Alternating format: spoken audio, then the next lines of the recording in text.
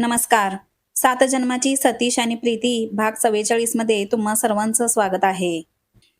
दुसऱ्या दिवशी सकाळी कॉलेजमध्ये कॉरिडॉर नेहमीपेक्षा जरा जास्तच गजबजलेला दिसत होता. सगळे मुलं मुली एकत्र उभे राहून कालच्या ट्रेडिशनल डेचे फोटो मोबाईलमध्ये स्क्रोल करत हसत होते. अरे वा, बघ हा फोटो किती भारी आला आहे. अगं केतकी, तुझे हे झुमके तर कोणाचंही लक्ष वेधून घेतील. म्हणाली, तू तर या फोटोमध्ये नव्या नवरीने फोटो काढल्यासारखी पोज दिली आहेस असं वाटतंय. अशा मुलींच्या ट्रेडिशनल डेच्या गप्पा चालल्या होत्या.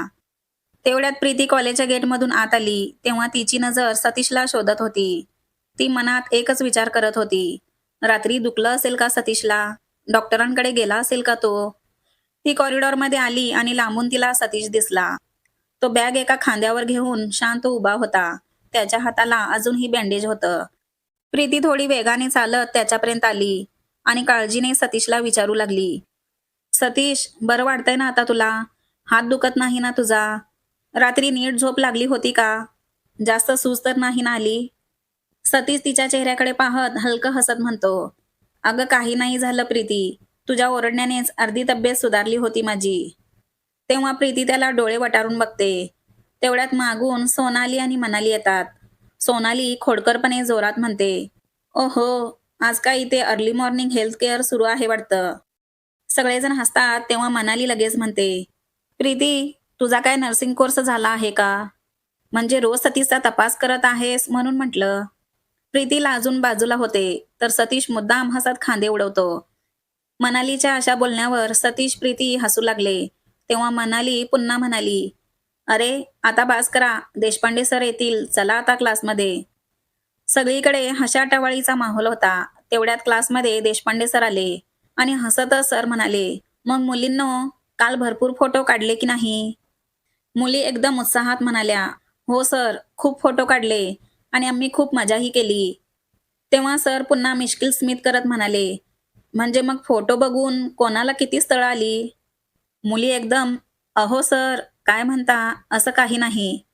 तेव्हा सगळ्या मुलींच्या गालावर हलकसं लाजरं हसू होतं. तेव्हा सगळी मुलं थोडी ओरडत मुलींना चिडवत म्हणाले, सर, यांना किती स्थळं आली हे आम्हाला माहीत नाही, पण आम्हाला मात्र मुलींचे भरपूर प्रपोजल आले. तेव्हा सर मोठ्याने हसत म्हणाले, काय म्हणता? तर मुली मुलांकडे खोटं रागवल्यासारखं बघत म्हणतात, हो का? खूप छान. स्वतःबद्दल किती भारी समज आहे तुम्हाला. सगळे क्लासमध्ये जोरात हसू लागले. त्या हशातच नीता पुढे म्हणाली, सर, फोटो काढणं, शूट करणं हे तर भारी होतंच, पण एखादी थीम ठेवून छोटासा ड्रामा करायला मिळाला असता तर अजून मजा आली असती. तेव्हा मनाली ही म्हणते, हो sir, dance drama, comedy drama काहीही परफॉर्म करण्याचा मजा वेगळाच असतो. तेव्हा सर म्हणाले, हो, त्यावर पण आमची चर्चा झाली आहे. म्हणजे आम्ही ठरवलंय की सेकंड इयरच्या सुरुवातीलाच तसा ट्रेडिशनल डे आपण साजरा करायचा. तेव्हा सगळेजण म्हणाले, हो सर, खूप छान. तेव्हा खूप मजा येणार. क्लासमध्ये अशी सगळी छानशी हशामस्करी चालू होती. तेव्हा थोड्या वेळाने सर गंभीर पण शांत आवाजात म्हणाले, ठीक आहे, आता मजा झाली. पण एक महत्त्वाची गोष्ट, तुमची फायनल एक्झाम फक्त 2 महिन्यावर आली आहे. म्हणून आता जास्त लक्ष अभ्यासाकडे द्या. सगळे विद्यार्थी एकसुरात म्हणाले, हो सर, आता आम्ही पूर्ण फोकस अभ्यासावरच करणार. देशपांडे सर समाधानाने हसतात. बस मग हात जोश हवा. मजा करा पण अभ्यास सोडू नका. तेव्हा क्लासमध्ये पुन्हा एक हलकं उबदार हसू पसरलं. कॉलेजमध्ये एकामागून एक दिवस जात होते. असाइनमेंट्स, प्रेझेंटेशन, प्रोजेक्ट हे सगळं पूर्ण करता करता फायनल एक्झाम फक्त एका महिन्यावर आली होती. कॉलेजमध्ये सगळीकडे विद्यार्थ्यांच्या हातात प्रोजेक्ट फाईल्स, लॅपटॉप, प्रिंटआउट्स असं सगळं धावपळीचं चालू होतं. शेवटी सगळ्यांना जाणवत होतं, आता खरंच सिरियस व्हायची वेळ आलीये. एके दिवशी कॉलेजमध्ये शेवटचं लेक्चर सुरू होतं. तेव्हा प्रीतीचा फोन सतत व्हायब्रेट होत होता. ती स्क्रीनकडे पाहते तर पप्पांचा फोन येत होता. पण लेक्चर सुरू असल्यामुळे ती फोन उचलत नव्हती. पण परत पप्पांचा फोन येऊ लागला. तेव्हा ती थोडी चकित झाली. आणि क्षणभरातच पप्पांचा मेसेज आला, प्रीती, तू कुठे आहेस? आम्ही तुझ्या कॉलेजच्या बाहेर आलो आहोत. तो मेसेज वाचताच तिच्या डोळ्यात आश्चर्य चमकलं. त्यावेळी प्रीतीचा आनंद गगनात मावेनासा झालेला असतो. तेवढ्या सरांचं लेक्चर संपतं आणि ते बाहेर जातात. तेव्हा प्रीती एक सेकंदही न लावता बॅग न घेता उठते आणि धावतच क्लासरूमच्या बाहेर निघते. सतीश आणि कार्तिक तिच्याकडे पाहू लागले. तेव्हा कार्तिक म्हणतो, "अरे सतीश, ही एवढी का धावत आहे?" सतीश कार्तिकला म्हणतो, "काहीतरी गडबड आहे, चल बघू." दोघेही तिच्या मागे धावू लागले. गेटजवळ पोहोचताच प्रीती थांबते आणि समोर बघते तर तिचे मम्मा आणि पप्पा समोर उभी दिसतात. ती धावत जाऊन पप्पांची गळाभेट घेते. तेव्हा प्रीती भावूक आवाजात पप्पांना म्हणते, "पप्पा, कसे आहात तुम्ही? मम्मा, पप्पा, तुमची खूप आठवण येत होती. मी खूप मिस केलं तुम्हाला. पण तुम्ही अचानक कसे काय पुण्याला आला?" तेव्हा पप्पाही तिला मिठी मारून तिचे केस हलकेसे कुरवाळत होते आणि मम्मा प्रेमाने तिच्या पाठीवर हात फिरवत हसत म्हणत होती, "तुला सरप्राईज द्यायचं होतं बाळा." तेवढ्या सतीश आणि कार्तिक धावत कॉलेजच्या बाहेर आले. तेव्हा त्यांना दिसतं की प्रीतीचे मम्मा पप्पा आले होते. सतीश लगेच त्यांच्या जवळ जातो. सतीश सभ्यपणे वाकून प्रीतीच्या मम्मा पप्पांना नमस्कार करतो. प्रीती दोघांकडे पाहून ओळख करून देते. प्रीती म्हणते, "पप्पा, तुम्ही यांना ओळखता ना? हा सतीश आणि हा कार्तिक." तेव्हा पप्पा मोठ्या हसऱ्या चेहऱ्याने म्हणाले, "हो हो, फोनवर माझं 2-3 वेळा बोलणं झालंय यांच्याशी, पण प्रत्यक्ष आज भेटतोय. तर कसे आहात मुलांनो?" सतीश आणि कार्तिक दोघेही नम्रपणे मान हलवत म्हणतात, "अंकल, आम्ही बरे आहोत." "पण अंकल, तुम्ही प्रीतीला आधी सांगितलं नाही का? म्हणजे अचानक सरप्राईज दिलं तिला. म्हणजे ती किती धावतच तुम्हाला भेटायला इथपर्यंत आली अंकल." "आम्ही पण घाबरलो, हिला काय झालंय की ही अशी धावत सुटली आहे. म्हणून आम्ही पण असे धावतच आलो." तेव्हा प्रीतीचे पप्पा जोरात हसत म्हणाले, "हो, आमच्या लेकीसाठी हे खास सरप्राईज होतं. आम्हाला प्रीतीची खूप आठवण येत होती. म्हणून म्हटलं 2 दिवस प्रीतीकडे राहून येऊया." तेव्हा प्रीती आनंदाने म्हणाली, "पप्पा, खरंच तुम्ही खूप बरं केलं. मला पण तुमची खूप आठवण येत होती." पण पप्पा प्रीतीला लगेच विचारू लागले, "अगं नीता कुठे आहे? ती दिसत नाहीये कुठे?" प्रीती पप्पांना हसत सांगते, "पप्पा, ती येत आहे, मागेच असेल." यांचं बोलणं सुरू होतं तेवढ्यात नीता, सोनाली, मनाली आणि केतकी तिथे आल्या. त्या सर्व मुलींनीही हसत प्रीतीच्या मम्मा पप्पांना नमस्कार केला. प्रीतीचे मम्मा पप्पा प्रीतीच्या या सगळ्या मित्र-मैत्रिणींना भेटून आनंदी झाले आणि ते म्हणू लागले, "तुम्ही सर्वजण इतके चांगले आहात म्हणून प्रीती आमच्यापासून दूर राहू शकली." तेव्हा सगळेजण हसू लागले, पण सगळ्या मुली म्हणाल्या, "अंकल आंटी, पण प्रीतीचाही स्वभाव खूप छान आहे. प्रीती खूप हुशार आणि टॅलेंटेड मुलगी आहे." अशा सगळ्या गप्पा झाल्यानंतर प्रीतीचे मम्मा पप्पा पुण्यात प्रीतीच्या घरी जाण्यासाठी निघू लागले. तेव्हा प्रीती म्हणते, "पप्पा, मी आज स्कूटी घेऊन आले. तुम्ही येणार आहात असं माहीत असतं तर मी गाडी घेऊन आले असते." तेव्हा पप्पा मायेने म्हणतात, "काळजी करू नकोस बेटा, आम्ही कॅबने तुझ्या घरी येतो." हे ऐकून सतीश पुढे येत म्हणतो, "अंकल, जर काही हरकत नसेल तर तुम्हा तिघांना मी सोडू का घरी? माझी गाडी आहे."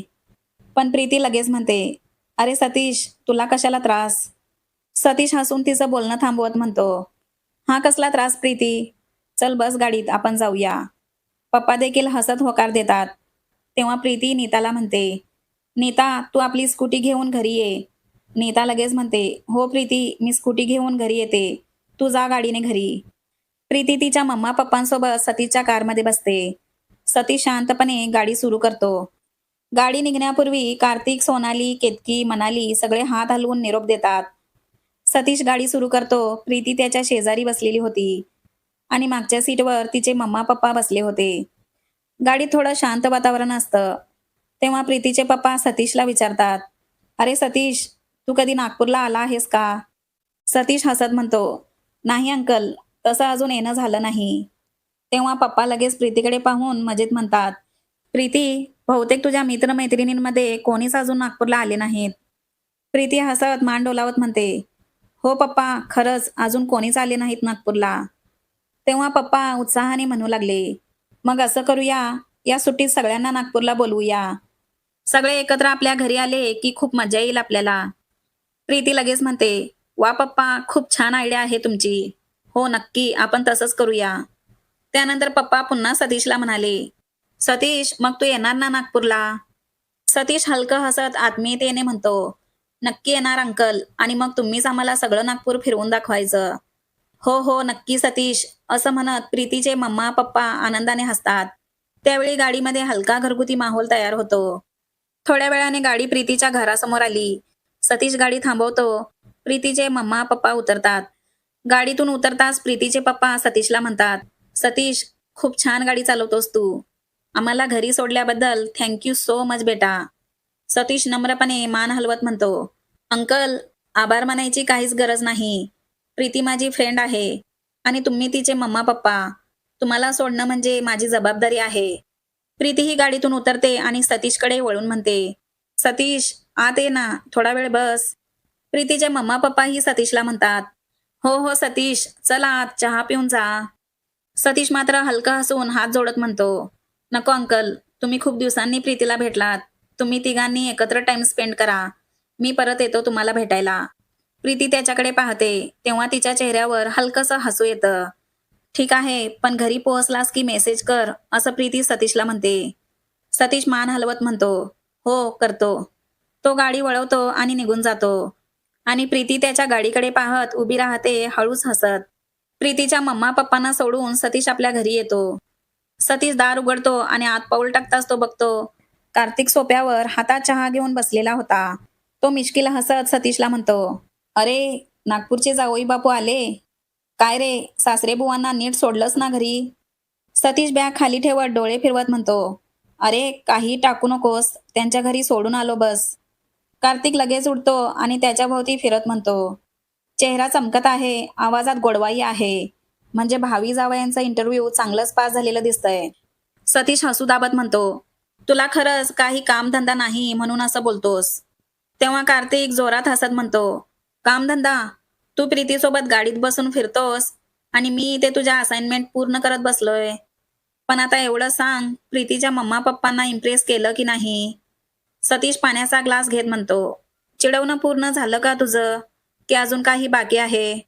कार्तिक त्याच्या खांद्यावर हात ठेवत म्हणतो, बाकी तर खूप आहे, पण आज एवढंच पुरे आहे. कारण आपल्या जावई बापूला नागपूर ट्रिपची तयारी करायला वेळ द्यायला हवा. सतीश चक्क हसत म्हणतो, जा रे, काहीतरीच. बस, शांत बस आता. दोघेही हसत सोप्यावर बसतात.